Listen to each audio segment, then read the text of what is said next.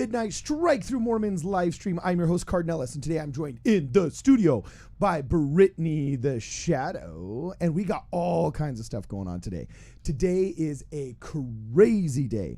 We've got, there's a Supreme Court decision. Neoliberalism, the pride of the great and spacious building, is collapsing in front of us. Okay, we also, oh my goodness gracious, there's the rise of the small guys. Man, all these woke movies are tanking, all these woke companies are tanking, all of these boycotts are working, the fever is breaking. It is a good month, but I'm doing, the Titan Sub has found the Grimace shakes. We got no more affirmative action. We got the body cam footage from the cop in Allen, Texas to chase down the gunman. That finally got released. We're going to be able to watch it. They edit out the bad parts, so don't sweat it. Bud Light is no longer worth 22% permanently of its value. And I'm sorry, but that's just music to my ears as a non-beer drinker.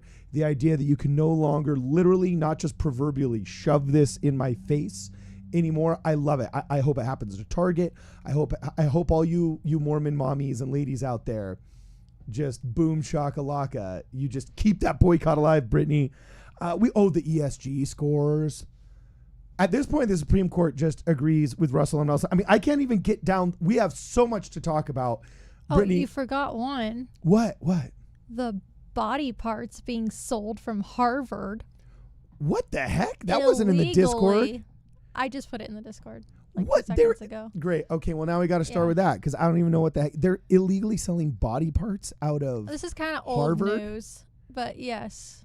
Okay, well, give us the summary. What's going on? Basically, for the past, I think it was 5 years, this couple got nailed for selling body parts out of Harvard's morgue to different people. One of them, like, we're talking like skin, brains, like gross, organs, really? like everything you can imagine. And one of the people that was buying it is like this creepy doll shop. What? Yeah. Some creepy doll shop was buying skin from Okay, well, now we got to watch the TikTok because TikTok never lies. Yeah, you know what I'm saying? Never. But oh my gosh. Okay. I don't think it's fake news. I think it really happened. Watch, we totally open with like absolutely, utterly fake news. You know what I'm saying? But here, hold on. Know. Let's see what the TikTok says. You know, and I hope it's. I hope it's fake, but I hope I don't. Let me Google it right now. Let's see here. Let's see what these guys have to say really fast. Or did we just get bamboozled? I don't know. We're just having fun here. Yeah. All right. We're just having fun. We're warming up. We're letting everybody get in the chat, and then we're gonna say hello to some of the newcomers. But here we go. It's totally real. It's all over. Google it. It's all over. Yeah. Oh, jeez. Okay, well, here we go. The illegal sales from the morgue here went on for at least 5 years.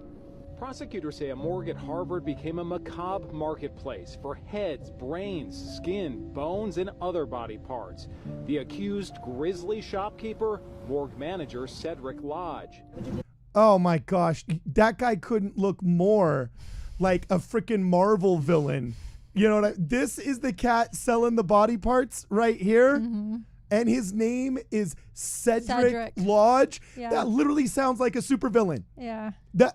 Here comes Cedric Lodge. He flies in with a black cape. You know what I'm saying? Just like, except for he's like a Bane mask.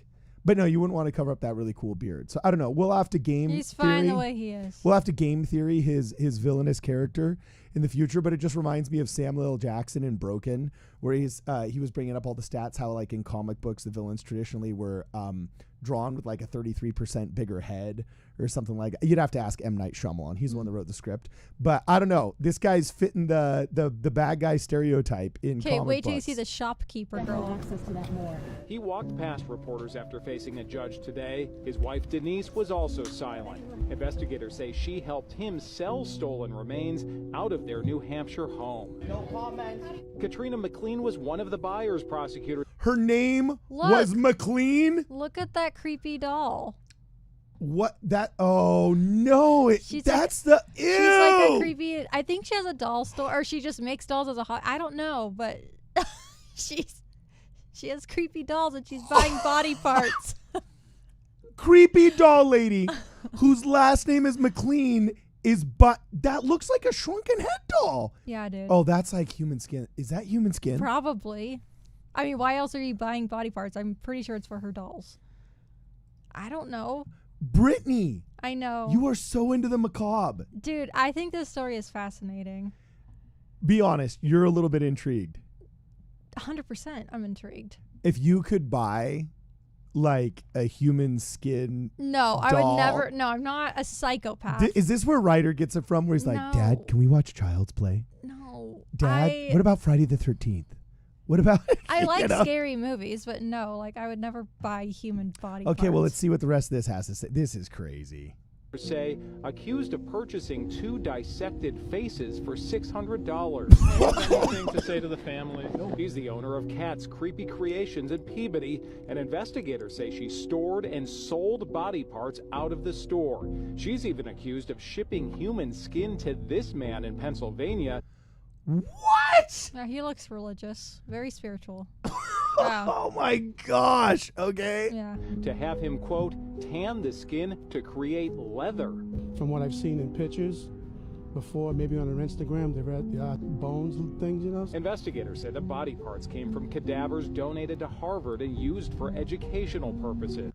Oh, and this has been man. going on for, they think, at least 5 years. Can you imagine, like, you donate your body to science and all of a sudden you end up on a doll? Like, and you'd think Harvard would be above reproach because, academia. Harvard doesn't come up with any bad ideas. But you have a lot of experience with cadavers, and that surprises me because you said that they're extremely respectful of the bodies. oh, Like, yeah. What was your experience? my whole senior year, I was in with cadavers and studying them. And, oh, yeah, I mean, you are, like, scolded before you ever set foot in there. Like, these people have donated their bodies to science. You are to treat it with respect. Like, we couldn't have our phones in there. Like, nothing. Well, the fly almost went into my mouth. yeah, I was thinking the exact same thing. I'm like, this fly is dying, dude. We have attracted every fly in freaking the Los Angeles basin. Every freaking fly in Culver City and Beverly Hills right now is hanging out in the studio. Switching topics, but did you see Taylor Swift at one of her concerts swallowed a fly or a bug? Oh, yeah, that was was that while playing the piano in the rain or no? No, not the rain. It was just at another concert. She was just talking or singing or something, and she literally, a bug flew in her mouth, and she, like, reflex, she just swallowed it. And she was like, hold on, I just swallowed a bug. And she had to, like, stop for a second. Okay, so if you see us lash out at this mother freaking bug, then you'll know exactly why. Okay, so anyway, we got to finish it now. We can't just leave it hanging. Yeah. But they say Cedric Lodge would open the morgue to let buyers browse. It's an investigation. I guess it's going to play itself out in court. Katrina McLean's attorney said little after her court appearance, but acknowledged that facing the disturbing charges has been difficult. Oh my god. Yeah, because she got caught. You sure it has will been never difficult. live down that photo. You will never live down this photo if you get busted for trafficking in human skin. Yeah, dude. Although I don't know, actually maybe her Tinder profile just like started blowing up because there's like a lot of weirdos in this world. You know what I'm saying? Maybe she becomes some underground like sensation or something. You never know. Like, this is America. But man, all right. Crazy story. Sorry, I She's wasn't no even thinking about talking about this. I just thought it was cool, so I put it in the Discord. But yeah, insane. And again, the rabbit hole took us down to its I wouldn't say logical conclusion. I would say it's creepy conclusion. But here, let's finish it off. Let's see what they got to say. In trouble before, and obviously this was very distressful. She just wants to be home with her family. Jeez la frickin' wheeze, dude. Okay. That's why I didn't go to Harvard. I was like, you know what? I just feel like they look a little creepy, just bad vibes. Harvard's not for me, you know? You know, your sacrifice was on behalf of the future spirituality of your children. I know. They thank you. And I have really good discernment, you know? That's true. That's it's a gift. Okay, cool. So we're really fast. We're going to see, is everybody in here yet? Good.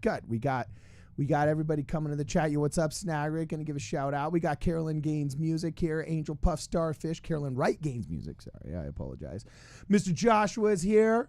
We got Lisa. You know, I got to do some really cool, something I'm looking forward to is doing highlights of members of our channel once we, I would say transition, but that that word's been stolen as of late. You know what I'm saying? So once we rebrand, shall I say, then I'm looking forward to doing some really fun little highlights. And who knows? Maybe they were first in the chat today. Maybe we just do them first. I know Lisa is in the Ukraine. Hopefully she's got a really cute, awesome pseudo-Russian, pseudo-Ukrainian accent. I always thought those girls were super nice and sweet. And, you know, Carolyn Wright Gaines music, man. We've already talked on the phone. She's a cool gal. So anyway, let's just burn right through this list. Like, I'm really curious to see what all you guys think in the chat. Before we go any farther, though, I want to make sure that I do what I haven't really been doing very well, because I'm just not good at the self-promotion stuff sometimes, but we got to start somewhere. Remember to like and share this video now. I always wait till the end because I get so excited about this stuff, because it's all about the stuff and the talking. Like, and I'm an old school radio guy. It's all about the flow. You just got to be in the moment. You just got to be jamming right then and there. So I forget to tell people to share and to like and subscribe. So right now, totally just make sure you like and subscribe. If you're not a member of the channel yet, consider jumping on, becoming a member. If you guys have anything that you want to contribute, any questions you want to ask, any burning, sensational asks, make sure that you give us a super chat. We'll try our best to read them all as much as we can on air. And we're commanded to be in the world and not of the world, but you got to know what the world's up to if you're going to kind of, you know, be playing it that way and swimming in those waters. So Brittany here is our pop culture princess. And she's gonna just catch us up as to what's going on. So the big news of the day. Mm-hmm. What's the big news of the day? Supreme Court? It's either that or the Grimace shakes. I mean, which one do you want to talk about first? I think the Grimace shakes are more interesting. I don't know. The Grimace shakes are pretty. Is that just because you have personal experience with your son? Oh my gosh. Okay. Our son? Yes, our son. Uh-huh. You know, yes. But look, if you want to talk about Supreme Court, we can talk about Supreme Court. No, but you're also super hot, so I like talking to you like as though you were a single mom. You know what I'm saying? And just saying like your son, and just, you know, because you kind of like that hot divorcee look with like a son, you know, but like. I don't know if I should be offended or complimented. I don't know. Okay, so here we go. Be nice to me. I'll sell you to Harvard. Nobody want to mind to be like, he's too pale and fat. There's so much fat on this skin. Yeah. You know? Okay, so no, let's do the Grimace shakes. Actually, no, we're going to go down the tablets. So we got it. We're not going to bury the lead. We're going to make good on the name of this live stream. And the live stream is that the Supreme Court has agreed with Russell M. Nelson now multiple times. Okay? Really? Yeah, they overturned Roe versus Wade. What did Russell M. Nelson say about that? Russell M. Nelson said that you are not your identity or your race. You are first. Your first identity is that as a child of God. Second is a disciple of Christ. Third is a child of the covenant, right? I think I always botch those. But he had an anti-identitarian kind of position, as so did Jesus Christ, who is the father of all. God, who is the father of all, and Jesus Christ, who is the savior of all. And that's the way it should be. It's the way it's kind of, I would like to say historically always been, until science invented racism and Blumenbach propagated a lot of bad ideas. And as we secularized, we became racist, especially in North America, having a problem obviously with slavery, then Jim Crow, and then civil rights. But yeah, in reaction to that, there was a bunch of white neoliberal legislators who said, instead of making good on our promise of giving you 40 acres and a mule after getting rid of slavery, we're going to give you money the way we want. And the way we want to do it is to enrich all of our vendors first. And if a little trickles down to you in time for us to take a convenient photo shoot of it, we'll let you keep it. But we prefer you stay addicted to drugs and social welfare programs. So you're kind of on those side of the tracks where we have the cheap real estate anyway. So yeah, that we're going to do that. And then we're going to call it a breakthrough and a great society and call it welfare. And if you don't like it and you say, hey, it's not enough, you're not living up to your promises. No, hey, we're human. Hey, if you argue, we're going to call you racist if you're white. And if you're black, we're going to call you the UT word. So just take it and love it. Enter pejorative slur here. And that's basically the way it's been. And it's completely unchristlike because God says, you are first my child, and I love you. I'm intimately aware of the difficulties in your life and your strengths as a person, for I created you. And as the scriptures say, can the pot look up at the potter and say, thou hast no wisdom? And he says, like, I will gather you as a hen gathereth her chicks. The Lord loves us. We have an infinite value to him that is unconditional, not based upon race, but based upon our mere existence.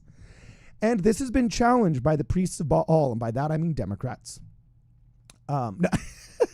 Wow. Okay, but this has been challenged by the neoliberal system, and we called it for a long time affirmative action because we always give evil good and cute names and then give benevolence evil names. Perfect example, like we're always calling it the defense industry. Meanwhile, we use it as aggressively as we can as a country. And, affirmative action just really means tipping the scales. I don't know what you want to call it. So here we go. We're just going to read this right now from the New York Post, which, by the way, did you know the New York Post, what they're kind of one of their big claims to fame is, Brittany, in terms of firsts? Nope. No? Mm-mm. If I'm not mistaken, I think they are the oldest of the first news outlets in New York, which was I think it's the oldest continuously in print newspaper in America, if I'm not mistaken. All right. So, cool. Yeah, it's pretty cool. So anyway, New York Post says the Supreme Court struck down affirmative action programs at Harvard University and the University of North Carolina Thursday, ruling that both institutions were in violation of the 14th Amendment and federal civil rights laws. The decision essentially ends the practice of overt racial consideration in higher education admissions and overturns, for all intents and purposes, the 2003 ruling in Grutter versus Bollinger, which found that colleges can consider race as one factor in their admissions. So, Justice Roberts wrote the majority opinion. You know what a majority opinion is? I can take a educated guess. I don't know the official definition. If I remember correctly, it means the person that writes what the ruling voting judges feel, and they all have to agree on it, and that's supposedly supposed to represent the ethos of the decision making. Ooh, the ethos. The ethos. That's so smart of you. That's why you married me. It was my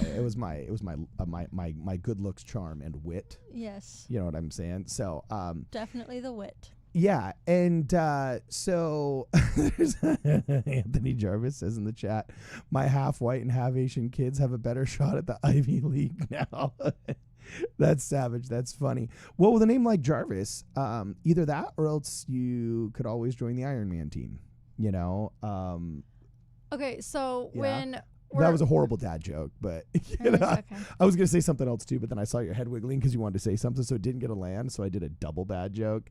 It was a groaner, but it's okay. Nice. What do you want to say? Okay, so when back in the day when we were doing college applications, so they ask you, like, what's your ethnicity, and and everyone was like asking their parents, like, hey, do I have any like American Indian in me? Am I like Alaskan Inuit? We're gonna pull a or like, Pocahontas, yeah. right? Like how everyone was like wanting to get that. So that's what they're getting rid of, right? That whole thing is The not even whole- gonna be on there anymore. The whole kit and caboodle. You know what I'm Alright. saying? The whole kit and caboodle. So this is the majority opinion, according to Justice Roberts, right? And he says, eliminating racial discrimination means eliminating all of it. And the Equal Protection Clause we have accordingly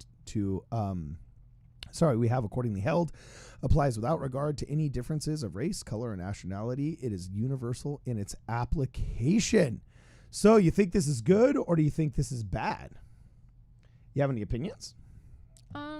I do. Not real. I don't really care. I don't know. Maybe I should. I don't know. I've seen all kinds of... See, it's so interesting because we want to right institutional wrongs, okay? And the government established an evil institution of slavery.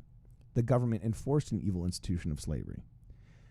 But we don't want to give the power to the government to right that wrong because the government sucks. They're the people that instituted the evil in the first place. If somebody accidentally shot you in the leg at a gun range, would you then give them the money to fix you and become your surgeon because they're obviously so great with tools? No, you wouldn't. You'd say, no, you owe me for the damage you caused, and I'm going to go get a competent person to go fix my wound, okay? And guess who the competent person is at the other end of slavery? The slaves. They're the ones that know what they want in life, what they want to do with life, and believe it or not, especially in the agrarian South, how to farm, how to perform these things. But instead of having to give it away to somebody else, compulsory 100% because they are literally owned as property, they get to keep it. It's called self-interest. It's called capitalism. Why do you think Abraham Lincoln said, let's give him 40 acres and a mule? I was actually looking this up, and the reason why all the time I hear the worst, like, this is really going to be a hot take that a lot of people don't like. You know what I'm saying? I'm a very socially conservative person, but I believe as part of social conservatism, you have to make good on promises made. And the U.S. government has made two very large unfulfilled promises. They promised 40 acres and a mule, which actually one of the presidents did give, but then Andrew Jackson got rid of. Okay. So they tried to, but then a U.S. president took it back. Okay. They promised 40 acres and a mule to all of the, to the freed slaves. Okay. And they also promised the American Indians when they bartered, it was either for the Louisiana Purchase. No, the Louisiana Purchase was purchased from France. But there was a very large land grab that gave us, I believe it was Kansas, if I'm not mistaken. And they promised the American Indians, giving up their territory, you will also receive a seat in the Senate. And we've never given that, right? So I got to tell you, I really think everybody's like, oh, we shouldn't have reparations. Even like Bill Maher is against reparations.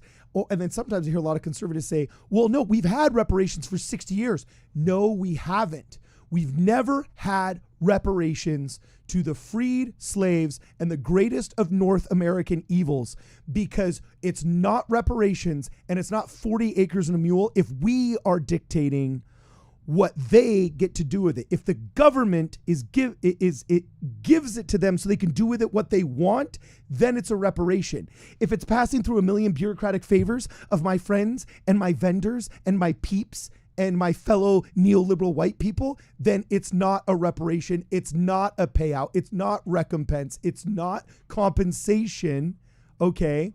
It's control. So we've gone from controlling 100%. And I don't say we, because my family's a bunch of abolitionists dating back to freaking Clara Barton, the founder of the American Red Cross, all right? But the proverbial we of American citizenry, pre all people on our soil being citizens, right? Made a promise we didn't keep, and we've tried to stay out of it and get out of it. We've never made good on that promise. And I'm not a dude that believes in a lot of like rehash in the past, all right? Unless there is a possibility of actually repenting of a sin that was committed, especially one we can afford. And let me tell you, we can afford 40 acres and a mule value to everybody that's a descendant of an American slave. Don't make just 10 extra F-14s and give everybody, what's the equivalent of 40 acres and a mule nowadays? What, 100 grand? With how much cash we dump into garbage. Dude, they're going into Jersey and they're celebrating, oh, there's $45 million going into, it's like Hoboken or one of those cities. And there was this comedian that walked around and said, dude, Biden just approved $45 million for this community. Are you excited? What do you guys need in this community? What could $45 million fix? And people are like, oh, we, subsidized groceries. They've gotten so expensive. Gas, fuel, transportation. $45 million? Oh, man, I only need $4.5 thousand to get out of debt. Oh, this, oh, that. And he's like, oh, well, he didn't approve it for you. He approved an electric bus charging station for $45 million. Right now, I'll tell you this much right now. There are 450 descendants of black slaves that Joseph Smith wanted to free and give territory to that never got a dime.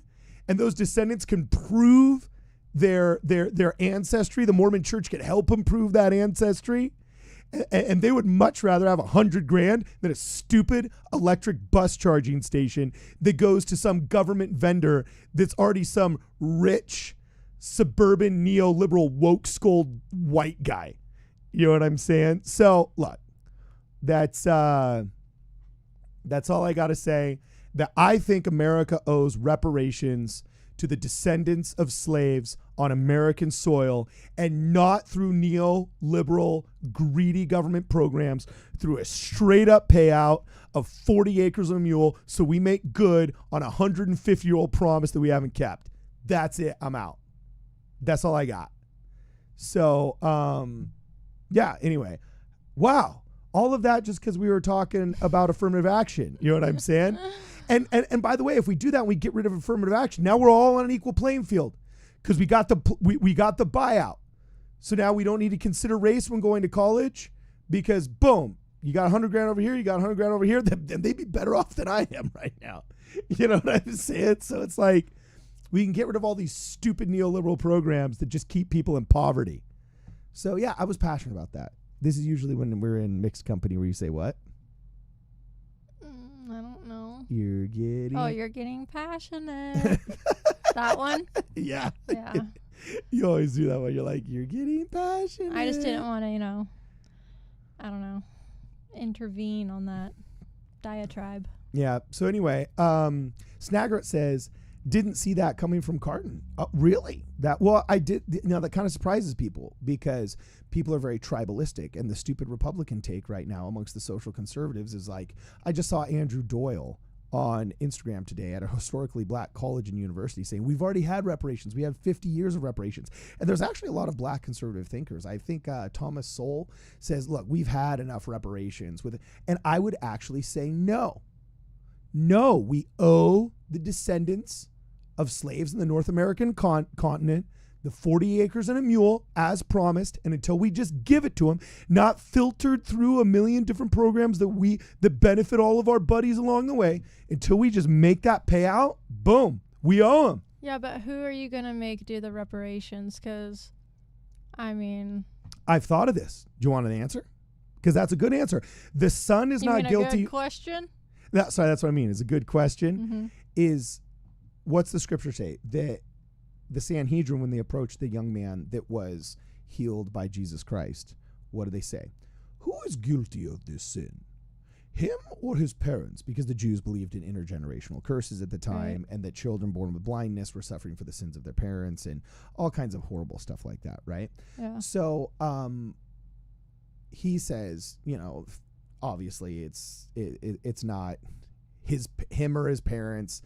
God in his infinite mercy spares nobody from challenges. He heals the man, okay? And famously, we're different than other churches in our interpretation of original sin because we believe, as the Bible states, that the son is not guilty of the father's sin and the father is not guilty of the son's sin, right? Mm-hmm. So a lot of people say that like, oh, surprise me coming out of Carton.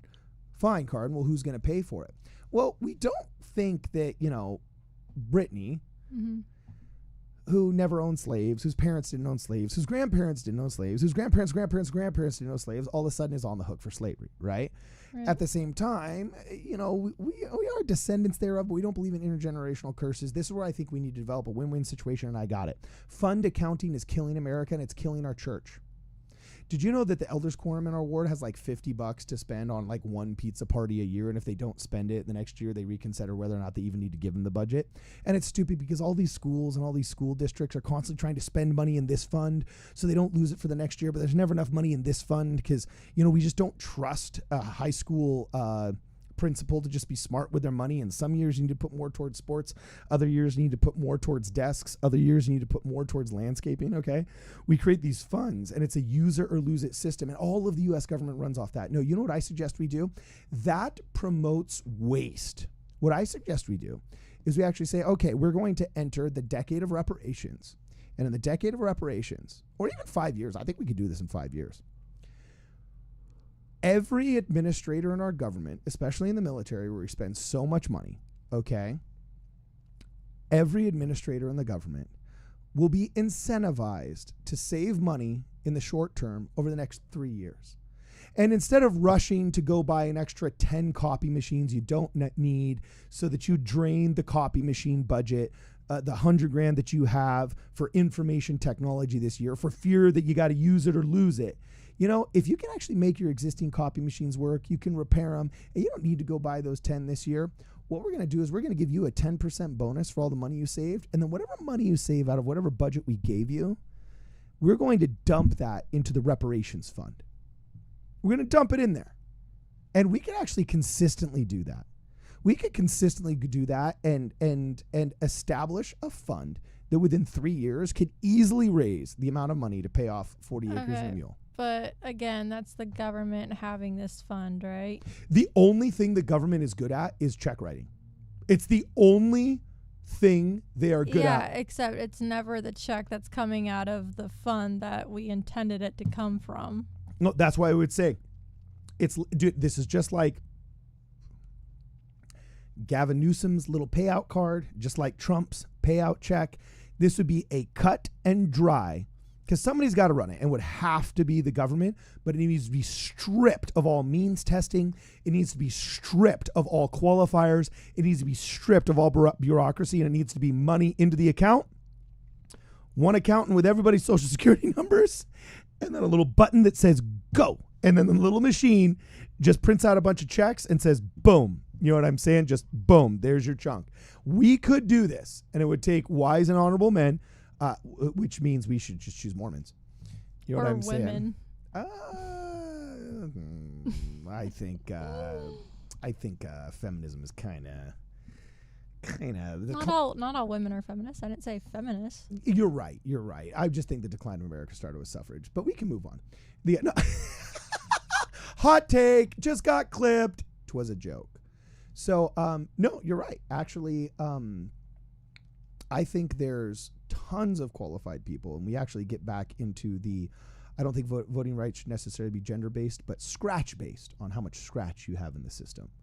And mothers, for example, such as Brittany, should get an extra point of what their vote is worth with every child that they have, because I think people take more seriously a society in which they are letting their children roam than one in which just they roam. And we'll think twice about going to war if it's our children that are having to sign up for the draft. And we'll make much better, much wiser decisions if we give a disproportionate amount of voting power to the people that are creating and enabling a good society, such as mothers. So yeah, I think there's some very good mothers that would be able to occupy that seat. So anyway, sorry about that.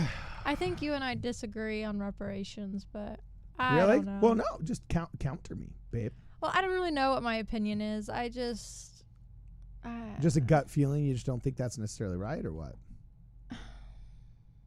I don't know. That's my official answer. I don't know. Yeah, I hear you. I've thought about this a lot.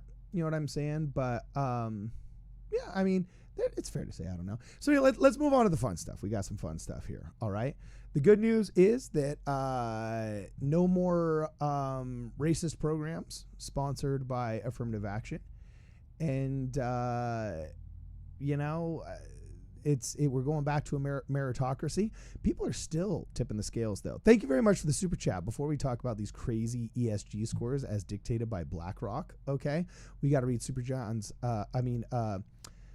Jonah Barnes' super chat. So, keepress of the super chats, can you read Jonah Barnes' super chat for us? Yes. Can you scroll down a little bit? Oh, whoops. There we go. Okay, thank you.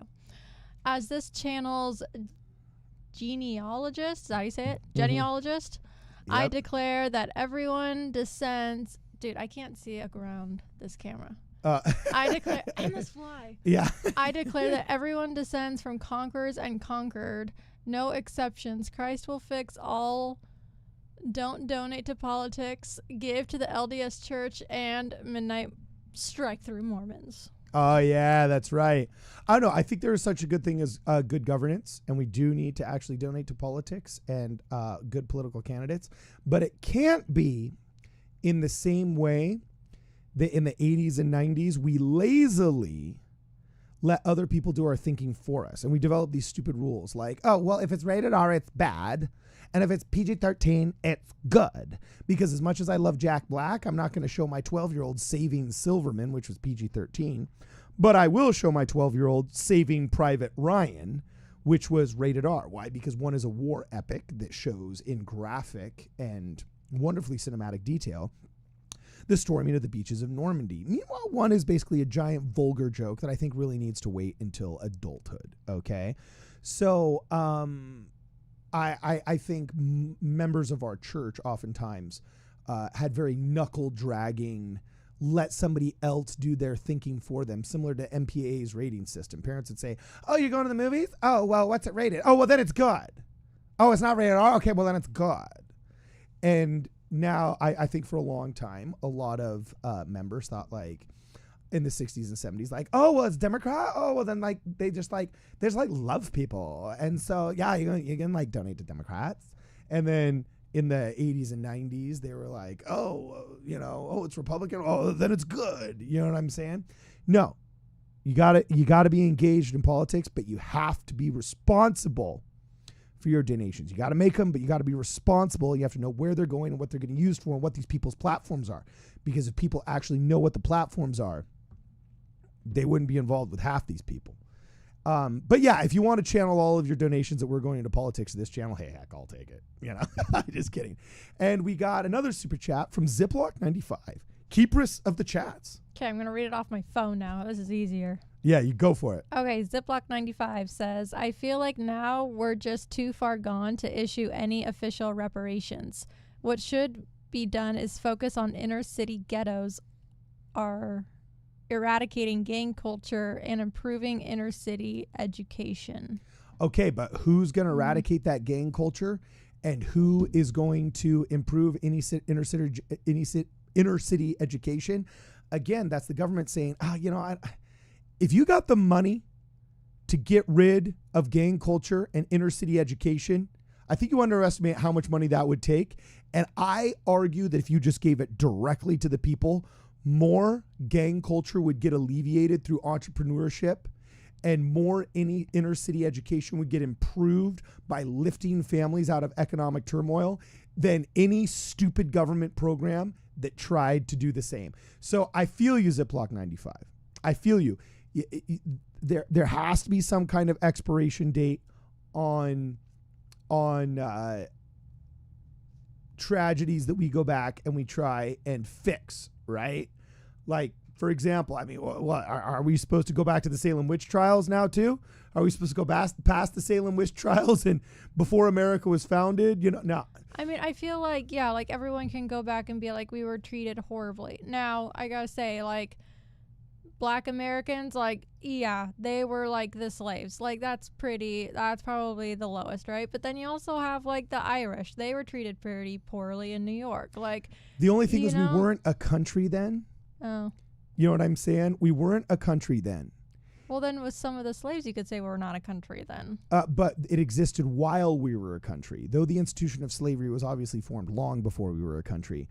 As the country that we are now, with the 250-year history that we have, if we didn't have the money, I wouldn't say this. But America has the money to pay for Ireland, we were a country? With the Irish indentured servants, first off, it wasn't exactly slavery.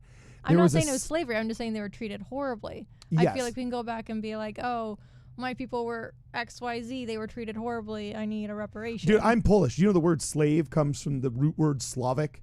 Because basically the Poles were the slaves of Western Europe. Eastern European Poles were the slaves of Western Europe for like a millennia, all right? The word slave comes from frickin' Polish Slavs, okay? So, look, yes, everybody descends from kings and from slaves simultaneously. But all I'm saying is we have the three necessary factors, okay? We exist as the same country that we were.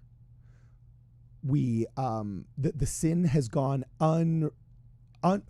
Congress only technically gave one 2-paragraph apology in 2004 for slavery. Like, that's technically the only thing we've done in the repentance process. I don't even consider half of these affirmative action programs repentance as much as control.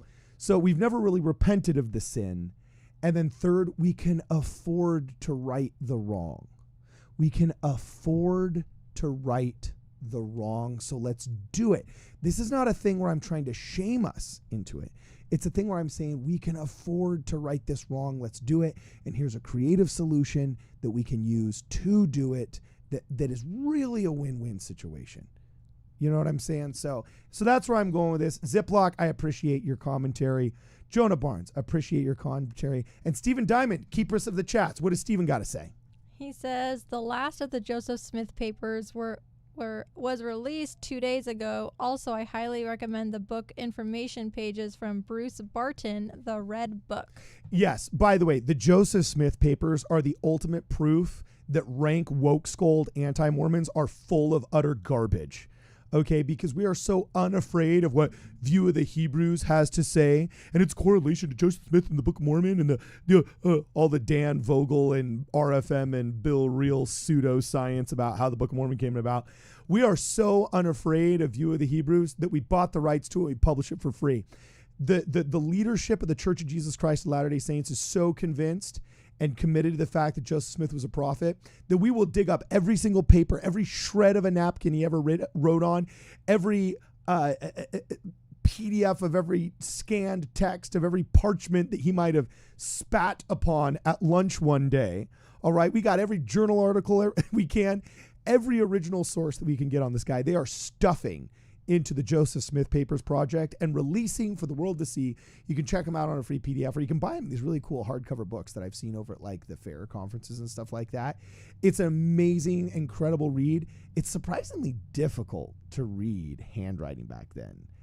I mean, my mom's cursive is beautiful, but like, have you ever read the Joseph Smith Papers? Have you ever taken a gander into the Joseph Smith Papers? I don't even know what they are. You don't. Sorry. The Joseph Smith Papers are. We'll just pull this up for those that want. Oh, I don't have to. Actually, I will pull it up right now. The Joseph Smith Papers. Also, okay. While you're doing that, speaking about cursive, I find it so interesting because a family member of mine can't read cursive because they stopped teaching it in schools. Like they've stopped teaching it in schools. Yeah, like our kids aren't going to be taught cursive.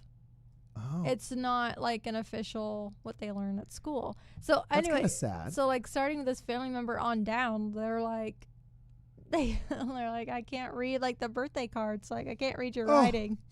It's a lost art. It's a lost art. I just think it's funny. I don't care if it's a lost art or not. I just think it's funny. So look, here's the Joseph Smith Papers. Basically, what they've done is they're getting everything together. Joseph Smith translation of the Bible. In June 1830, Joseph Smith dictated a revelation describing a visionary experience by the ancient prophet Moses, and the manuscript became the beginning of the ambitious multi-year project to expand and revise above. So you can click on this, right? And then, look, there it is. I'll actually see if I can't reframe this a little bit because it's going in instead of out. So let me just get this reframed again so the audience can see it just a little bit better. What's cool is you go here and then literally watch, we'll just scroll right through it. You can see page by page in high-res scans what Joseph Smith was writing, what his ideas were. They're literally compiling everything that they can and just releasing it in its most original form, so nobody can say, "Oh, it's the church. The church is hiding stuff." We don't have a Vatican library that's sealed below. What was that voice? It was the woke scold voice. That it was like the intense. Yeah, anyway, it's all right here, and it's actually really kind of cool. You can just see, but it is kind of hard to read. That is hard to read. Yeah, in fact, let's go to one that's like not so light. This reminds me. Could they not have like pressed down harder with their pen, their quill? Like seriously. Although back then I think it was a fountain pen. Was probably. Oh, this is a little bit easier, but yeah, look at this. Dang. So look, so here it is. His people Zion, because or became, they were of one heart. Oh no, because okay. Also, hold on. Called his people Zion because they were of one heart and of one mind, and Abulton and dwelt. Oh, that's dwelt in righteousness. Yeah, dude, that is hardcore. Okay, that is but not can easy we to take pull a off. moment of silence? Like, look how straight across they wrote. Yeah. Dude, I would be like diagonal at one point. Like, that's pretty impressive. You know how to this day it's kind of funny, but whenever I meet bureaucrats that are signing checks for our day job, or I'm going and I'm doing a sales job, I can still peg with easily 75% accuracy what girls that are writing the checks or writing notes, which ones were cheerleaders. Really? Yeah, because cheerleaders, they always had this like bubbly, because they had to write a lot of little notes to their football player. They had to do a lot of cute little posters. They had to write, come to the game today, show your spirit, yay! And they had to write so much that there was this like girly, cute cheerleader cuneiform that just developed very rounded, bubbly. Does anybody else in the chat know what I'm talking about? Do you know what I'm talking about, Brittany? Yeah. What do you think about my writing? We have lovely writing. I don't think I'm bubbly, though. Yeah, but you also were only a cheerleader for 1 year. You were a semi-professional ballerina, which is a lot there's different. not much bubbly about me. I'm not really bubbly. Yeah, so look, you know what? Let's see what the internet has to say about cheerleader cursive, all right? So, cheerleader, not cursive, but cheerleader handwriting. I bet you somebody else has noticed this and has, oh my gosh, there's a font.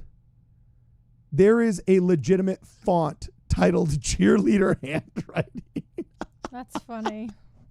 Well, I'm telling you, it's a thing, man. It's an actual thing. And we're going to go on images here, you know. And yeah, here it is right here. Oh my gosh. I love that I totally pegged this. And what do you know? It's totally here. So here's Tiger cheerleading. Congrats. Okay, but I don't know if it's really like cheerleading or is it just like girl writing? No, cheerleaders had a very specific. That is cheerleader handwriting right there. Let me pull it. Very rounded, very block.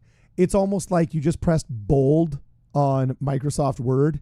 You know what I'm saying? But that is cheerleader handwriting right there. You know, except for they're missing the little hearts. Usually, like at the bottoms of the exclamation marks that you see right there, you would have little hearts and things like that. That is totally cheerleader handwriting. I did skulls. No, I'm kidding. Yeah. You didn't do that. That's funny. Okay, cool. So anyway, thanks a lot, Steve Diamond, for the super chat. If you guys are just coming and joining us right now, please make sure that you smash that like button, okay, and you share this with people, and let them know. Boom shakalaka.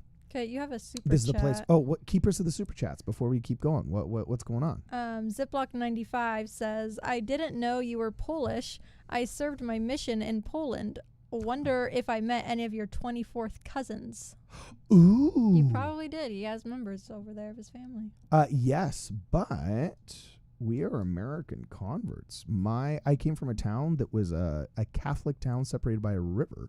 Siewicz is how it was pronounced. My grandfather, at age 14, escaped the Nazi conscription and fled over the border to Hungary. There's a whole article written on him in Florida. He came to Florida in 1954, and his child, John Ellis and Chris Ellis, as well as my grandmother, Dorothy Ellis, back then Dorothy Tomachek, converted to the gospel in the mid to late 50s.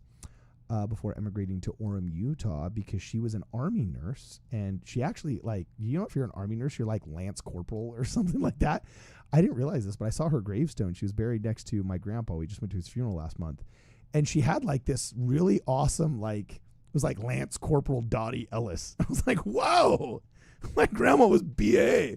And my father was like, yeah, she was an Army nurse, and that's the rank you get when you're in there long enough. And I was like, geez, that is like super cool.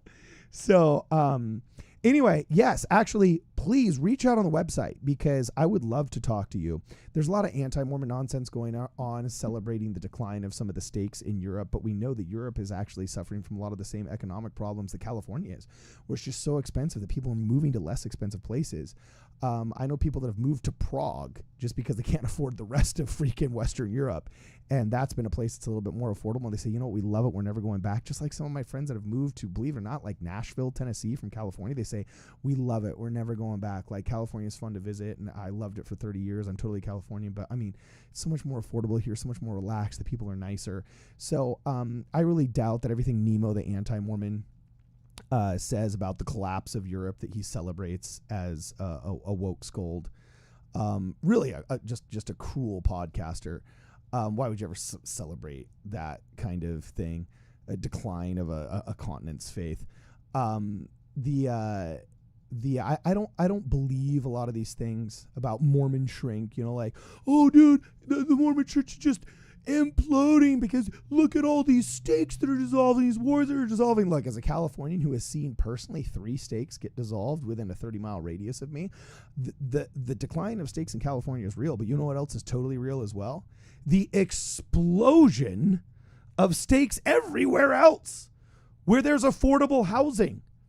For 30 years, millennials haven't been able to afford property in California, and they've had to move to greener pastures such as Utah, Idaho, Arizona. It's not just the birth rate that's making stakes explode in the Boise suburbs. It's not just the birth rate that is making Vineyard explode, making Orem explode, making what's that fake city they just built in the past 10 years, Eagle Mountain explode, I have Fake more city. Yeah, they just filled in the marshes on the other side of Utah Lake. Oh my. But like I would believe in Mormon shrink if it weren't for the absolute utter explosion of all the stakes everywhere. And we're still growing. For every 3 that we close and shrink here in California, there's 30 that pop up in suburbs of Provo that can't be explained just by birth rate. There is a mass exodus from the neoliberal woke skulled states by pansies that don't have the guts to stay and fight. That's all I got to say. But Oh gosh. it's not just because of Mormon shrink. That's crap, and anybody that's propagating that, I think, is an absolute liar. So I'm not as familiar with Europe, though. I do not trust Nima the Mormon and all of the John DeLynn and all the people that are always lying about everything else. Why would you ever trust their analysis of numbers in Europe? So if you served your mission in Poland, I would really like to know what it's actually like there, because I've wanted to go visit.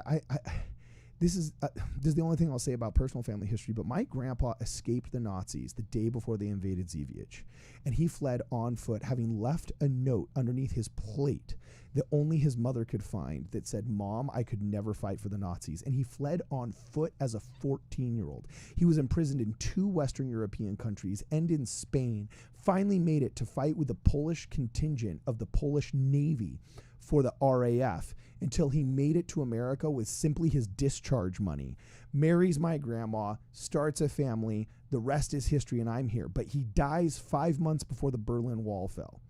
After Russia invaded Berlin and America came through the west side and the Nazis were defeated and so on and so forth, we entered the Cold War so quickly that all of the Polish people taken in German labor camps were then taken by the Russians and sent to Russian labor camps, because the word slave comes from Slavic. There was no respect for the Slavs back then, and they were literally worked to death. And only some of my family escaped. 3 or 4 of my great uncles and aunts died in Russian labor camps after having been liberated from the German labor camps, okay? The history is brutal. And if you received a letter from the West, the Stasi, who were the secret police of the Russians, would deliver that letter, sit you down and say, why are you receiving letters from the West? What family do you have in the West? And how can we either leverage torturing you to get them to come back, or to send money, or to give us secrets? They were brutal what they would do to families. So my grandfather never got to communicate with any of his loved ones from the day he left. And he had to leave as a surprise too, because there were spies in the town that were trying to catalog how many fighting age youth there were and things like that. The Nazis were very good at the conscription game, okay? And so he never really got to say goodbye from the time he was a 14-year-old boy, and he died 5 months before the Berlin Wall fell and families could be reunited again. And so if I'm understanding and regurgitating the story correctly, my biological father, okay, finally does his family history, figures out where our family comes from, looks these people up, hires an interpreter, goes back. The interpreter calls ahead and says, I have a visitor from America coming to see you. And when he got out of the taxi and walks to the door, apparently my great-great-grandmother was still alive, and she pointed at him and said, if I remember what my biological father told me correctly from like 12 years ago, I don't remember what the words were in Polish, but translated, she said, "That is my grandson. That is my grandson," because he had such a striking resemblance to his father as a young boy that she instantly knew that this American that came is my grandson. And that is a beautiful story that that I just think, yeah, like there's Polish people, I love them already. Never stepped foot on Polish soil, but I love them. You know, so anyway, yeah, sorry. We got so much to go to. We're going to burn through this, babe. Are there any other super chats that I got to catch up on? No, but do you want to talk about Grimace shakes now? Yeah, let's talk about Grimace shakes. Hit us up. What's going on with Grimace shakes?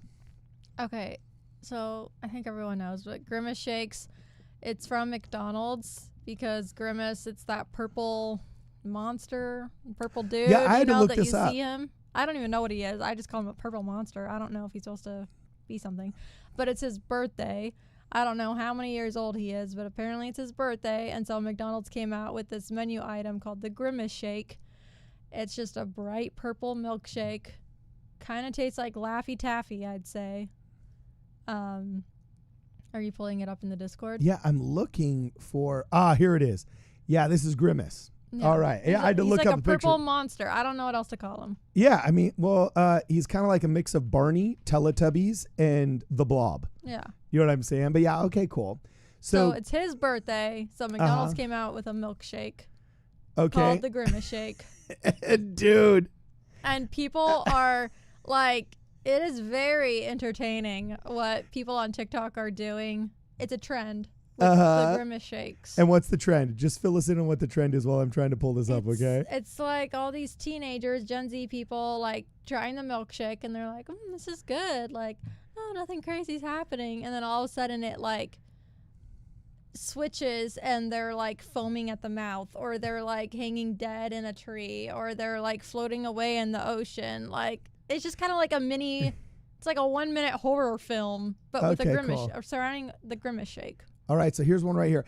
And I got to say, what's funny is during the pre-show, we talked to Cody the Oracle.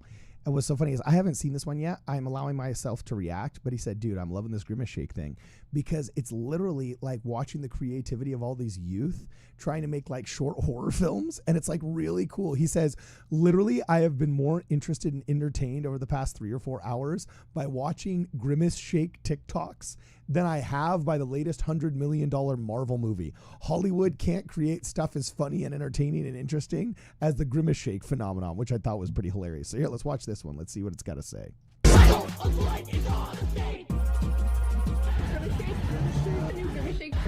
This is like a compilation Oh thing. yeah, I was about to say, no, where's the funny horror one? Where's the... It's in the Discord. Oh, geez, did I not do this right? It's, no, that's the crazy people that were selling the skin. That's the imploded Titan. Oh, is it this one? Yeah, this is it. Look at this. He says he sent me this. And the guy that reposted the TikTok literally said, this is better than Blair Witch. Let's see what it's got to say. Found a camcorder at the thrift. Here is the footage of it was on the tape. Grimace! Grimace! This is some cool filmmaking for a teenager, man. Happy birthday, Grimace! No, like genuinely?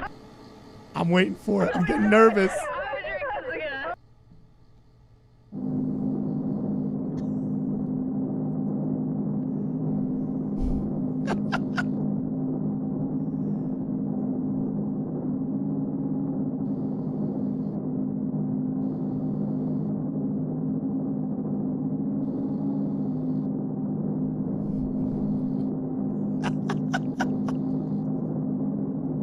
Just like hugging yourself in the corner. Oh, dude, I'm digging, man. I'm digging. So many, and I like Dude, them this all. is the spirit of the original Evil Dead, man. The original 1970s independent filmmaker spirit was just go out with your friends and make a movie. I had the most beautiful meeting the other day. My buddy DP came over. And, I won't, give any details here on air, but basically, he started a company that he's made like 40 films in the past 11 years, super successful filmmaker. And he said, I see the writing on the wall. We're so successful that we're going to get bought up by X, and then when we do that, I'm just going to become a slave to X. And he's like, I don't want to do that. And just with all this authenticity and vulnerability, it was just so beautiful. He said, I just want to make films with my friends. Do you have any good ideas that we could just like get together and start doing? And just with the look in his eye and his face when he said, I just want to make films with my friends. You know what? I see that in the Grimace Shake movement. I saw that in 70s independent cinema. I saw that in The Evil Dead. The guy was having fun making movies with his friends. I saw that in independent cinema in the early 80s. You see that in Shock 'em Dead with the VHS movement in the 90s. You see that in indie cinema with the GL2 cameras, the guy that ended up making Saw and so on and so forth. You just see that spirit, that filmmaker spirit. I just want to make good movies with my friends. D.W. Griffith style.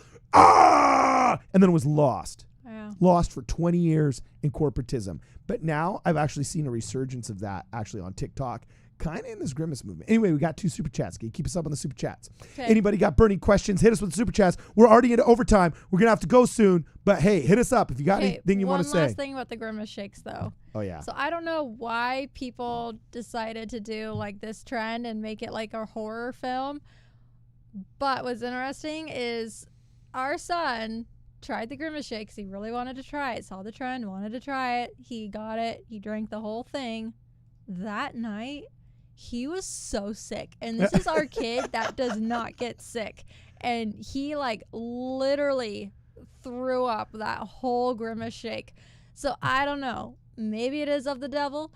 Maybe it's just really bad for you to drink a purple milkshake. I don't know, but I don't trust him. But I will watch the TikToks. Yeah, that's true. I mean, I got to tell you, man, I've never seen our son projectile vomiting. He was so... And then in the morning, he was completely fine. Like, it was legit just the milkshake. Well, but dude, look at this, man. It's great. This is cool, man. They're very entertaining. Like, all of these guys... I don't know. This is cool. I just dig. I just totally dig when people get their creative juices flowing and they go out there and they make something totally awesome. Okay, it's the spirit of the young filmmaker. I just want to make movies with my friends. It's awesome. Okay, so keep us up on the super chats. Okay, let's see, where are we on? Carolyn Wright Gaines, I think. Yeah, and then we got another one for Jonah Barnes. Okay, she says, you need to write that story down. Thank you for sharing. Are you talking about our son with the Grimace Shake? No, I'm kidding. Yeah. She's probably talking about the Poland. That is a good story. It is a lovely story. Who was that? Carolyn Wright Gaines music. Oh, Carolyn Wright Gaines music. Thank you again for your patronage of the channel and your soft heart for our good stories. I actually have a copy of an article written by the Sun State Times or something. That's a defunct magazine that no longer exists, but it did a 2 or 3 page highlight on the story of my grandfather, which was pretty inspirational. Unfortunately, we have that still. Okay, what else I want to say about like your family and the genealogy? Your grandpa wrote that book, the Blue Book, right? Yeah. Dude, that book is awesome. And Cardin's been telling our kids like a story from that family history book, like every Sunday, I think you're doing. Yeah, I'm trying to read one story of one of our ancestors, all inspired by Jonah Barnes and the studies that were done on children that know their family history. Jonah Barnes has positively influenced the internal culture and zeitgeist of the Ellis family because we read the recorded stories of our ancestors. I'm trying to do it once a week right now, but it's ended up like once every other week. But keep going. It's just really cool because Cardin's grandpa recently died, so that's what brought us out to like read the book. And it's so cool because I only knew him as an elderly man, but then like going back and he has stories from his childhood, like he was pretty BA. Like, he was, like, whipping kids in his neighborhood. Like, they would pick up snakes and start whipping each other with, like, the live snakes. Like, can you imagine the snake? Like, that's terrifying. Water moccasins, which were venomous. He built his own boat to go hunting alligators in the swamps of Florida with his buddies. Where were their parents? I have no idea. But they were whipping each other with snakes in the river. Well, that was before feminism. Oh my gosh. Okay, next super chat. Here we go. Okay, next super chat. Jonah Barnes says, everything Joseph Smith ever wrote or received or dictated, free to all. Does Midnight Mormon, I'm assuming that's Midnight Mormons, relocate to Missouri to get ahead of Second Coming? Oh, Hashtag dude. Missouri is stolen land. Hashtag return Missouri. Yeah. You know, that's true. One of the other things that we got to go after we give reparations to the American descendants of slaves would be the land stolen from Missouri. You know, Missouri's wealthy enough. They can afford it. They stole all kinds of stuff.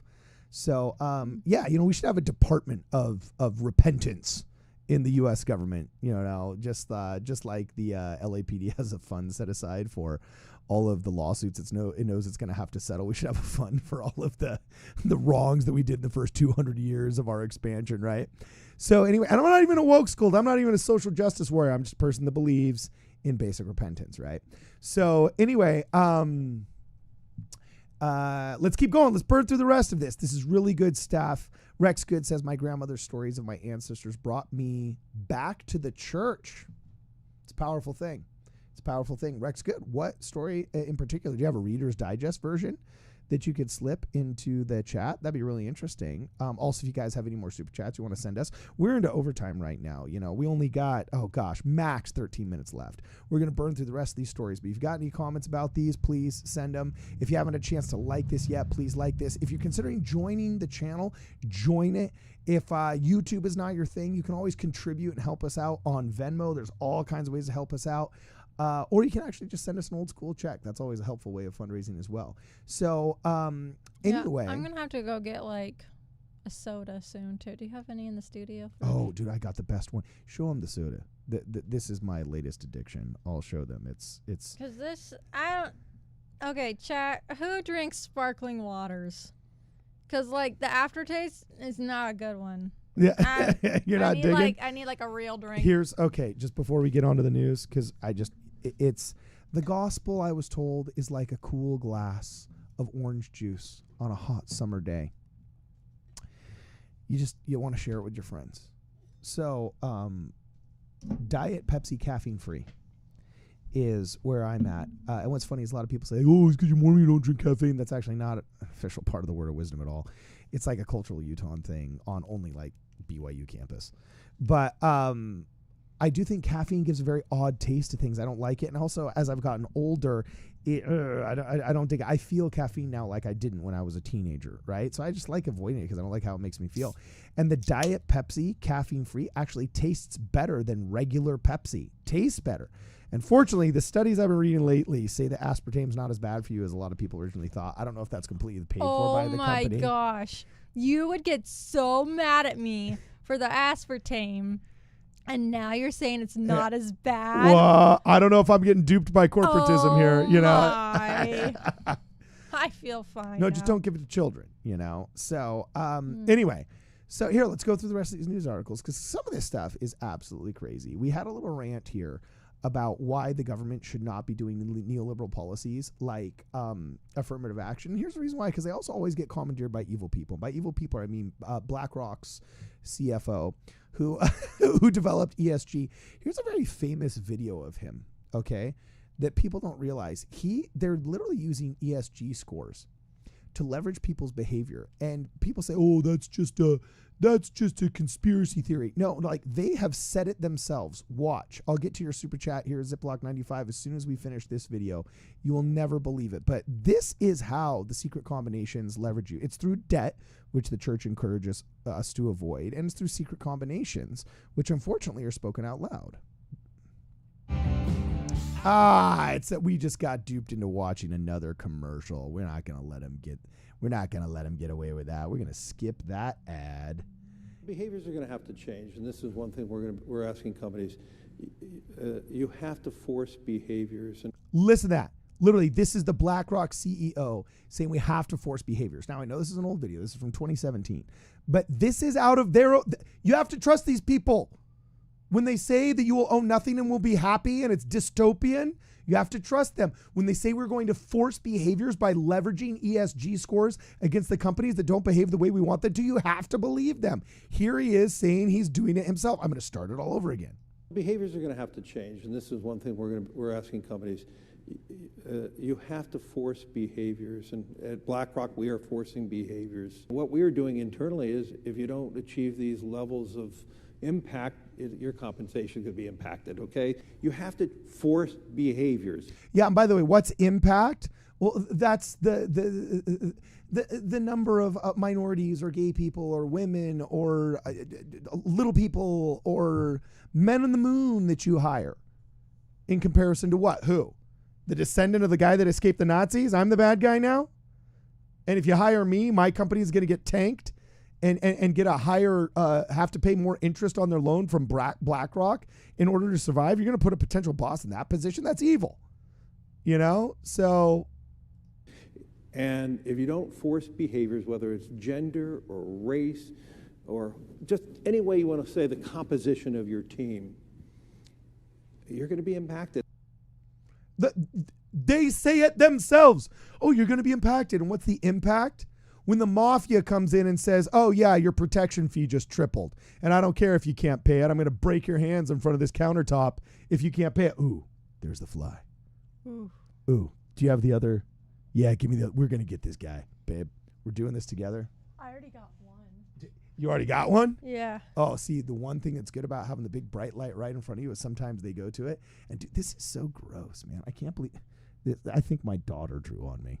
But anyway. Okay, why boom, is we're gonna that get 'em. fly swatter making me want a grilled cheese? Yeah, that's true. It looks like the best barbecue spinner we've had. All right, well, keep us up on some of the super chats really fast. We're going to go through the rest of this news. Oh, sorry. Okay, I got to turn back on. Yeah, my phone. keeperess of the chats, thou Okay. art. Are we on Ziploc 95, I think? Yeah, just go back Okay. and double check.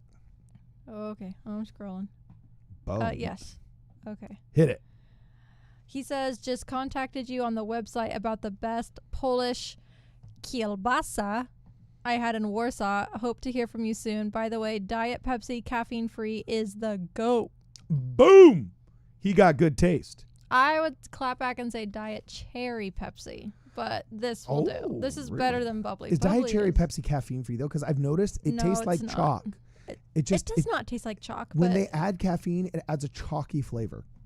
I mean, you are older than me, so maybe that's Oh, your taste brutal, bud. savage. All right. So okay, cool. And then the next one. Okay, I'm gonna butcher this name. Canuto de Leon. Okay. Reach out to Ramsey Dewey. He's going to be in LA in July and would be a great guest to have on. He's the MMA Mormon, a real strike through Mormon. Oh, Ramsey Dewey. Get him on if you know him. Anybody that knows Ramsey Dewey, he is welcome in this studio, and I challenge him with one hand tied behind his back. Okay, Ramsey Dewey. That reminds me of School of Rock. Wasn't his name Dewey? School of Rock? Mr. Schneebly. I know it wasn't his real name Dewey. It might have been Dewey Schneebly. I don't know. No, Schneebly was the guy who's impersonating. Oh, yeah. I don't remember. I really don't remember. Oh, man. But, while we're on this, by the way, you guys also got to make sure to read the book Sheeple. You got to get it for your kids. It's a super cool children's book. All right. I've been reading it to my kids, and they dig it. And it teaches them how to stand up for your values and the woke scolds that are trying to take your kids from you. Actually just how to defend yourself and the vulnerable around you from the evils that society would try and get us to believe. It's actually a super cool book, How to Not Be a Sheeple, and it's written by Royal Ragsdale, which I do believe is a pseudonym. I think I know the person's real first name, but Royal, that's cool too. So make sure you check out Sheeple. Also, we're going to have an upcoming live stream with none other than Nathaniel Givens, who wrote Into the Headwinds. A couple of months ago, this book came out, and it was super great, but we've got some primaries coming up soon, and we're going to try and teach people how to disagree about politics amicably within the ward so you can still all love each other, even though primaries are coming up. And he's got some very bad takes on the war in Ukraine, and I will win this argument. But we will still be friends afterwards, and we're hopefully going to have a wonderful and constructive conversation and just show how buddies and Elders Quorum can get along while disagreeing politically. He will be trounced, but it will be in a way that's loving. Oh my gosh. So I anyway. like how you stared right into the barrel of the camera on that one. I'm looking at you, Nathaniel. No. That was good. That's right. So anyway, buy these books because we're going to be talking about them, and they're super fun and they're super awesome. And anyway, let's keep going. There's some good news here. Good news. This is bittersweet news. Okay, unfortunately, Indiana Jones and the Dial of Destiny box office projections are described as abysmal. And the film could lose. I don't believe it. You don't believe it? Well, I'm apparently, excited. I want to go see it. I want to go see it too. But Hollywood is having to change its tune, and it's been smacked for being woke. Woke has gone broke this month. It's been a bad month for Pride. It's been a bad month for woke Hollywood. It's been a bad month for woke corporations. Google has outlawed some kind of Pride thing. Target's been smacked. Bud Light's been smacked.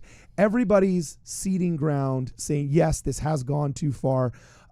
Who's the really great? He wrote The Strange Death of Europe. Thomas Murray pointed out this is the first year where the approval rating of gay marriage has actually gone down. He says, and the reason why is because they started going after kids. This is Thomas Murray, a gay man himself. You read a beautiful article by Andrew Doyle written in the Daily Mail, talking about how, hey, you know, the Pride movement has been completely taken over, okay, by anti-human rhetoric. And it's incredible. Did you read this article? It's floating around Twitter. Elon Musk retweeted it, where he said, Andrew Doyle, when I was growing up, Pride rainbow flag was a shining beacon of tolerance, but these ugly new versions are divisive, dangerous, and deeply homophobic. I mean, these are the articles we're reading now. And it's true. Elon Musk, like, I think he literally said something like, this is a must read for everybody, or some kind of one-liner like that. But I mean, it's not been a good month for woke Hollywood, and these movies are tanking, and they will be forced, hopefully, I hope, to change their tune in order to better accommodate the public and their wants. And I hope they do. Why? Because I love Indiana Jones. Well, and also, like, I love Indiana Jones too, but, like, can we not think of, like, an original script?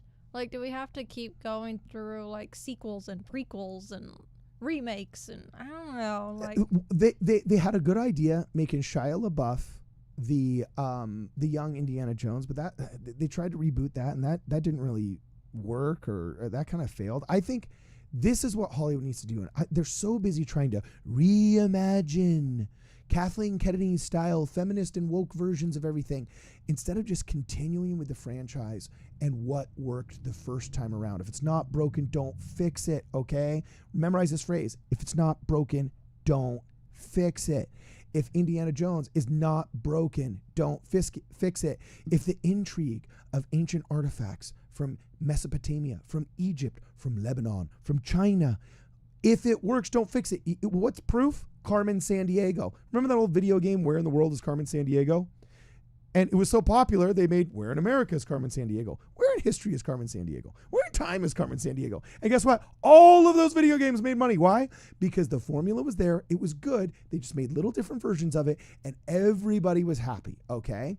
So with Indiana Jones, you don't need to reimagine much. Just introduce new artifacts, new villains, new bad guys, and treat each feature film practically like a serial. Have a cool cliff dropper, and there you are. This is just add water filmmaking. But no, they're so busy trying to reimagine everything, they forget the original version, or the original vision of what made it cool in the first place. And as soon as you lose that, you lose all the young people, you lose the interest, and you only get nostalgia viewership, which, yes, was very wealthy with the Gen Xers and the Boomers.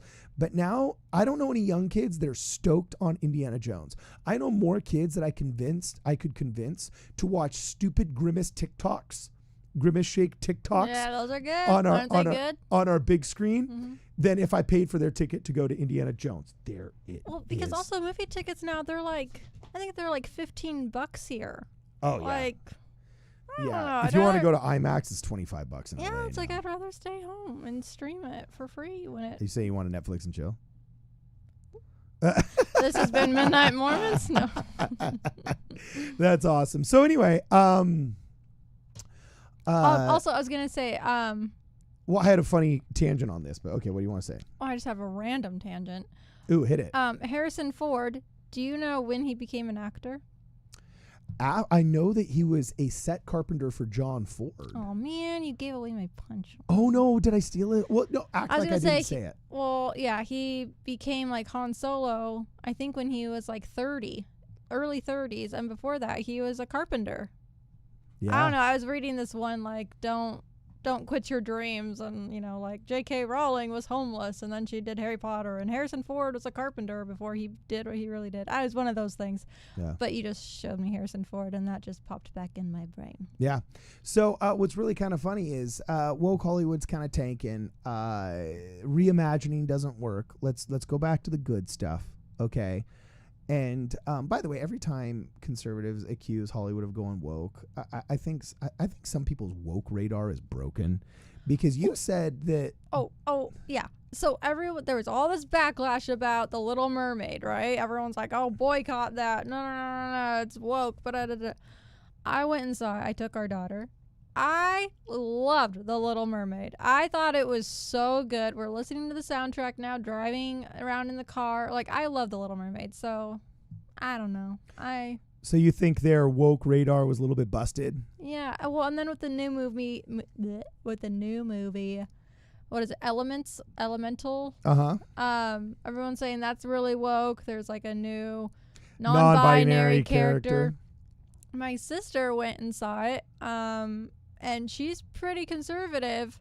She loved the movie. So I don't know. Dude, I would be so insulted if I was the non-binary community because of what Elemental did. Because what they're doing now, it's like the Sisters of Perpetual Indulgence. I think it was great that Catholics came out en masse and said, hey, no, quit making fun of our faith and quit hiring the Sisters of Perpetual Indulgence for Pride Month. It's one thing to celebrate Pride and disagree amicably. It's another thing to celebrate a hate group. So screw you guys, Dodgers. But the Dodgers were put into a bad spot. You know what they ended up doing, Bird? They ended up doing the ceremony for the Sisters of Perpetual Indulgence, because if not, of course, the woke community is going to go crazy. And the ESG scores from BlackRock are going to go down on them, and so on and so forth. So they did this ceremony. They invited them back, but they did it at 2. And the game didn't start until 7. So like 4 or 5 hours to an empty stadium when nobody's there, they're giving awards to the Sisters of Perpetual Indulgence when not even the early bird newspaper people are there to cover it, right? You know? And I actually kind of think that's almost a bigger slap in the face. Yeah, well, I'm kind of like, okay, like they were so wishy-washy with their decision. It's like, okay, make your decision, but then like be courageous in your decision. Like, you're still being wishy. Like, well, and the thing is, Hollywood keeps creating these like non-binary characters, these different like kind of characters to try and score all these woke points. But they're always like these characters shoved into the back corner for the 3 seconds that they need in order to, say they did it and score those woke points. And then the conservatives do all of their advertising for them. Whereas I go and I watch some of these woke, or supposedly, allegedly woke programs, and the references are so small, I don't think half the kids get them. And what's so funny is I would actually be pissed if I were somebody trying to seek representation and actually thought that the health of my identity hinged on the representation of corporate films in Hollywood. If I were seeking more representation of Mormon pioneers, all right, and the only representation I ever got was an absolutely 100% inconsequential scenes of the movie by characters that were just nebulous blobs that had no depth to them, I would just think that's almost worse than just being the bad guy. I would rather be the relevant bad guy than literally being reduced to irrelevance, right? So I think they're better off just keeping it classic and classy and doing the good stuff that everybody loves. They'll make more money. But let us know what you guys think in the chat below, okay? We're going to burn through the rest of these stories. I like it when I do like a little bit of the mainstream corporate part of Hollywood learning its lesson. We need corporate Hollywood, though. They pay a lot of bills here, okay, and these aren't bad people. They've just been a little misguided over the past 8 or 9 years. But when there's a power vacuum, especially in a creative environment, really interesting stuff happens.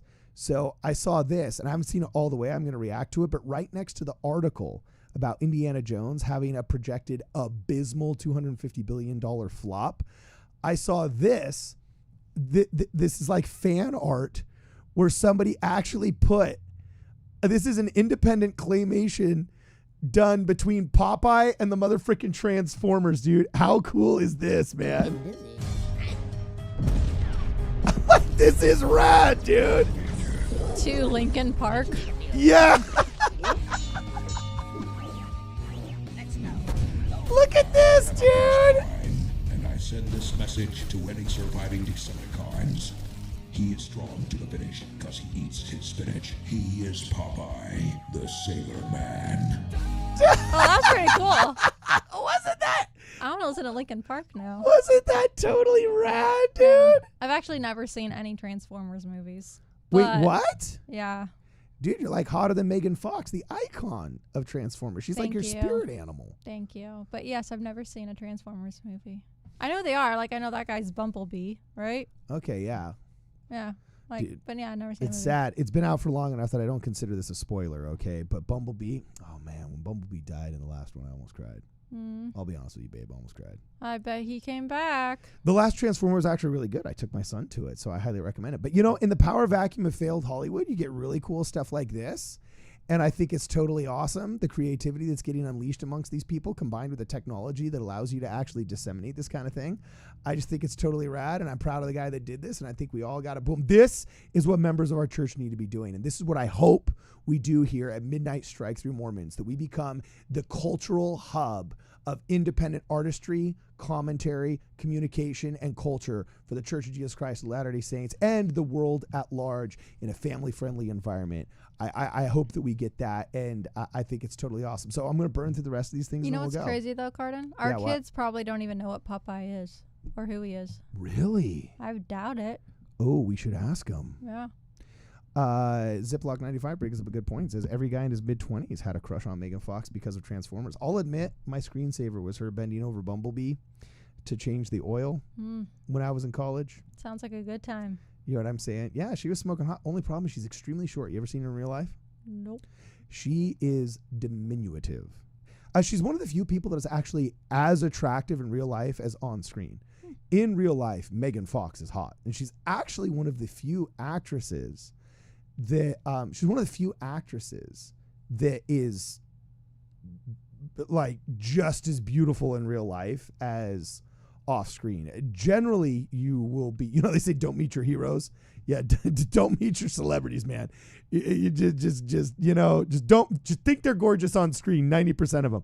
Megan Fox is actually gorgeous, and in real life. And you know who else is the only other person that I believe is just as photogenic and just as stunning in real life? You, except for you're taller and you got the statuesque beauty, babe. So. I tried to get you a model for years, but you just didn't want to self-promote enough. So I'm just gonna have to write you into a couple of my scripts, and then you have to show up, right? So yeah, we'll do that. So. But you're here for us. It just means there's more for us here. Yeah. So Mormonism's own Megan Fox, Brittany the Shadow, rock on. Oh, hi. So okay, cool. Well, here's the other funny stuff that just happened. We got to watch this before we go. Did you see the body cam footage, babe, of the cop that chased down the no, what is this? I haven't heard about this. Oh, dude, this is crazy, man. It's absolutely nuts. So here's the body cam footage. This guy was literally talking to kids about wearing their seat belts, okay? Terrifying moment. An officer responded to deadly gunfire as it tore through an outdoor mall north of Dallas. You hear the first rapid burst of gunshots. His mother quickly pulling her children to... Yeah, and so, actually, I realized I actually pulled up a news story here. I've got the original footage. Dang it, I can't. You know what? We're just going to have to use this with no sound. But you literally see him. Okay, you literally see him running as he's listening to the gunshots, and he's radioing, he's trying to call in other cops, and he was literally the first guy there, and he says, okay, where is he? And then as he's running past people, he's like, get out of the way, get in. He's like hollering at cars to get out of the way, and then you hear the gunshots, and this gunman's icing guys, and he's having to run past these bodies and slowly hone into where he is. And I gotta say, it was an athletic achievement. This guy was wearing 60 pounds of straight up body armor. Okay, and you literally see him run around, and then, of course, they've blurred it all out right here. But you see him run around. Okay, if you look up police activity, actually, that's the name of the, I'm going to do this right. I'm an actual live streamer, and I'm going to behave like a real live streamer. I'm going to look up the YouTube channel. I believe it's called Police Activity, and they just got all the body cam footage today. They got 4.7 million subscribers, all right? And they got the body cam footage of the Allen, Texas. Did this happen today, or when did this happen? It dropped today, I believe it was. Oh, man, come on. Where is it? Come on. Allen, Texas body cam. Allen, please. Oh, this is so frustrating. Everything that they have is got news commentary on it. This is bad pre-production. I put up the wrong link. So anyway, I recommend everybody go check it out and read it. It's crazy. You see him on one end of the mall. I swear the guy ran a half mile. So he was just in the parking lot and he heard shots. He was in the parking lot, and most cops, what I've noticed that have body cams, generally when they're going to engage in what's called like an intimate interaction or a conversant interaction with somebody, they just tap their body cam on. So like if you're going up, and even if it's nice, he was just having a nice interaction with like these two kids and this one mom, and the two kids didn't really speak English very well, so I think the mom was translating. He said, "Oh, hey kids, how you doing? Oh, you having fun in the mall? Cool. Oh, you're going home? Well, just make sure to wear your seatbelt. Make sure you wear your seatbelt." And the mom was like, she had like some kind of Latina accent of some sort, and she was trying to tell the kids like, "Oh, the officers tell you to wear your seatbelt." And it was a totally cute interaction. And then all of a sudden you hear like, doof, doof, doof, doof, doof, doof. And you hear the officer say like, "That sounded like gunshot." And the mom like instinctually is like looking around, and she recognizes what it is, and she corrals her kids out there. And then he turns around and he like hears another pop. He's like, "Oh man." He gets on the radio. It's like, "I think I heard gunshots." And you see him, he literally just grabs his AR straight out of the door. He leaves his freaking car door open, and then he just starts running. And he says, "Oh, I see people running. Oh shoot." And he like immediately recognizes, holy crap, we got a mass shooter, and it's me and my AR-15. And I give this guy props, because you know what else he had? I'm going to pull up the video here. I'll actually let this one play, and I'll see if this next video has it. But as he's running, I give this guy props, because first off, he had a locked and loaded AR within arm's reach, okay? A lot of these guys are just sitting on cush duty, and their stuff's not ready, all right? But this guy was straight up ready, okay? And he's talking to the mom. He hears the shots, okay? And she corrals the kids in, and then he starts running, and he has to run all the way from the end of the parking lot. Okay, but look, he grabs his AR, right?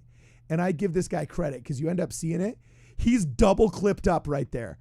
See that? Just look at that. Okay, I'm going to go back just 3 seconds. That dude's got 2 clips in there, and I guarantee you he's in a state that permits more than 10 rounds. That dude's coming in it with 30 rounds at least. Those might be 30-round clips. He's coming with 60 rounds of pure hurt, all right? And the dude, you see him, he grabs it, he locks, pulls back the bolt carrier group. He's got a red dot scope. He was running towards the bullets, not being like the Broward coward that they call him, that got smoked for not having gone in Florida. This dude's body camera revealed that, man, he may not have been the quickest gun in the West, but he was like, "Where's the gunshots? I'm going." And I'm grabbing my AR-15 and I'm running to it. I don't know where they are, but I see the people run out there. And what happens is you start seeing him. And at first he goes towards the mall, but then he's like, "Oh crap, shoot, where are they? Everybody get out of the way, right?" And he starts running around, and you just have to watch him. Oh, come on, man. I'm going to have to pull up another video. Was anyone killed? Oh, dude, he was running past. Well, you can't tell in the videos because it's blurred. You can't tell if they're dead or wounded because it's completely blurred. But let me tell you, the blur wasn't moving. So, So who was the shooter? Do we know information about him? Yeah, they tried to call him a white supremacist, and then they found out apparently like he was Latino, but there was confusion as to if there was any kind of ties or if it was mental illness. And I'm not an expert on what the guy's mental state was or anything like that. But this dude straight up, I'm going to see if I can pull up this other video. And man, I have to be watching this from my own account, or else I have to get a family account for the YouTube, so that I end up getting the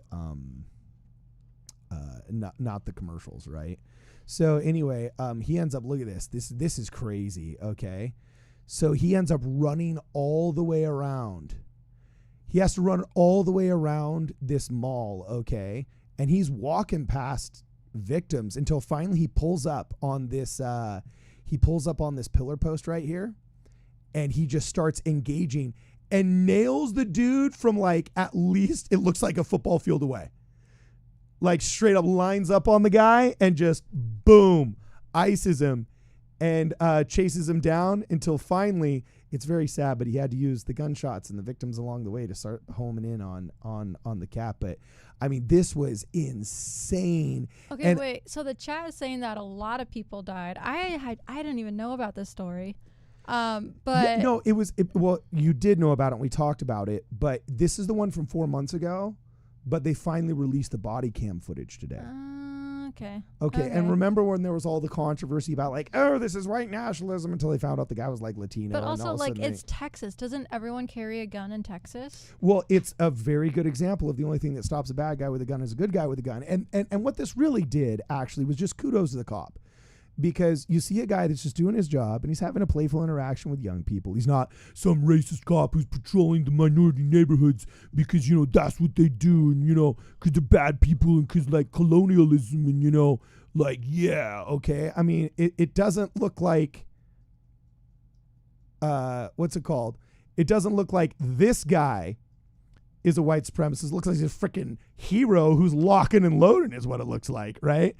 And so anyway, you just see him start running and the poor dude was breathing. And I feel bad because in the Texas heat, he's loaded up with all the gear possible. Think about it. The guy's got a sidearm.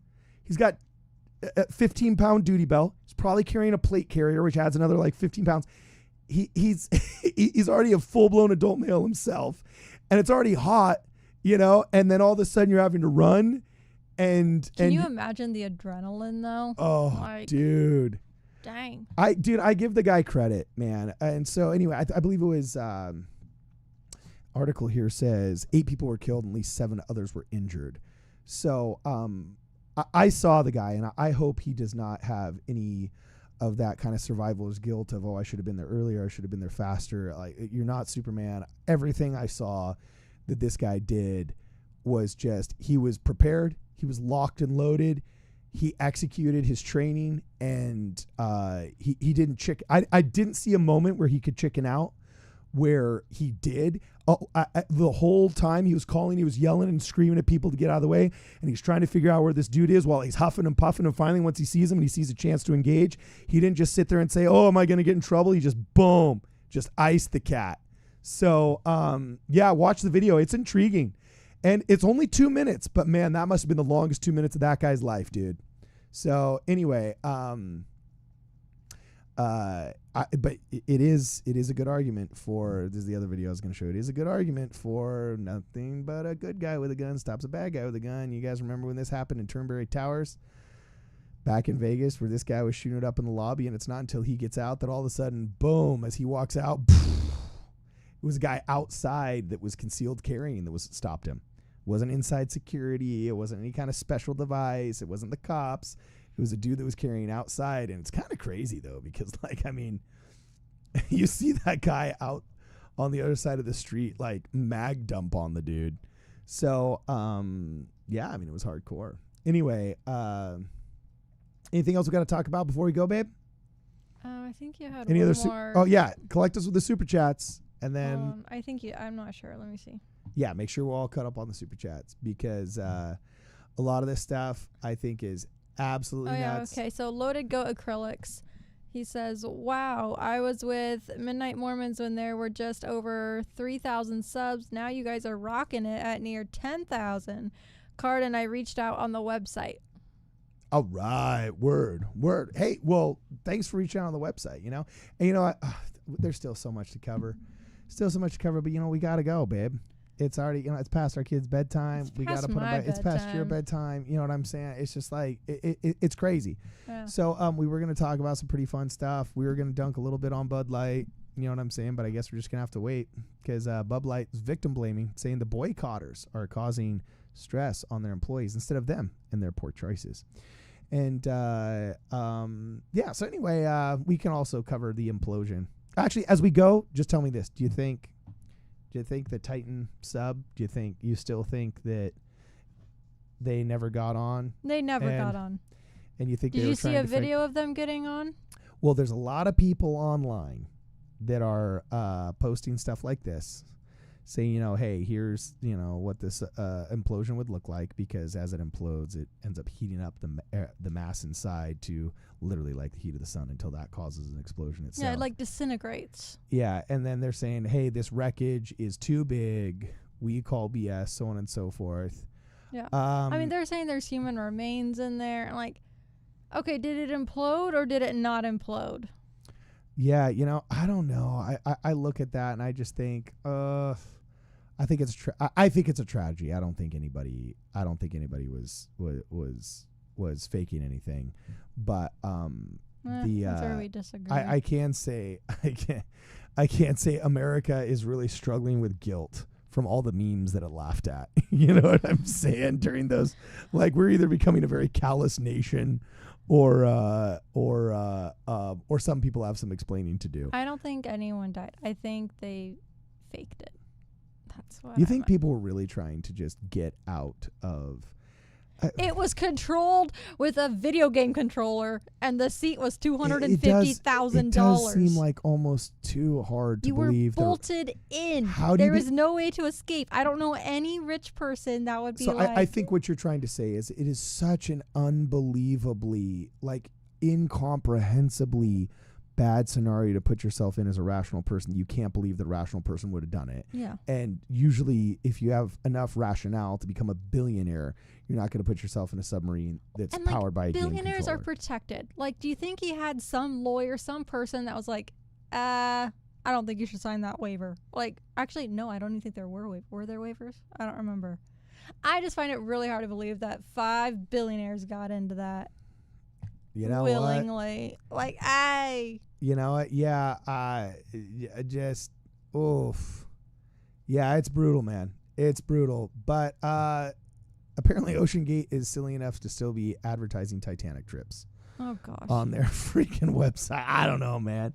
Take that cheese down. Whoever's in charge, take it down.